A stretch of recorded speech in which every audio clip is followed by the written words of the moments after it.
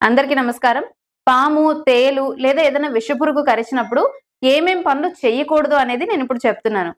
కొంతమంది ఇలాంటివేమన్నా కరిచినప్పుడు భయానికి ఒకవేళ చేతి మీద కరిస్తే చేతిని స్పీడ్‌గా ఊపడం, కాలు మీద కరిస్తే కంప్లీట్‌గా ఇలా రబ్ చేయడం లాంటివి చేస్తుంటారు. ఇలాంటివి అస్సలు చేయకూడదు. ఎందుకంటే ఈ విషంలో మాలిక్యులర్ వెయిట్ ఎక్కువగా ఉంటుంది. కాబట్టి అది బ్లడ్ వెసల్స్‌లో రక్తనాళాల్లో ఎక్కువగా కాకుండా లింఫాటిక్స్‌లో వెళ్తుంది.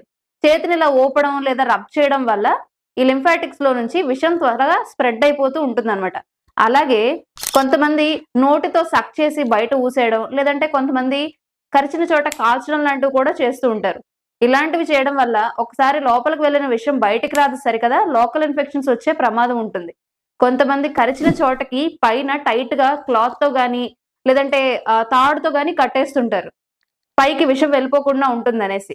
అలా అవ్వదు సరికదా, కిందన బ్లడ్ సప్లై ఆగిపోయి మొత్తం లింబంతా కూడా సైనోటిక్ అయిపోయే అవకాశం ఉంటుంది. సో, ఏమేం చెయ్యకూడదు అనేవి నేను చెప్పాను కదా!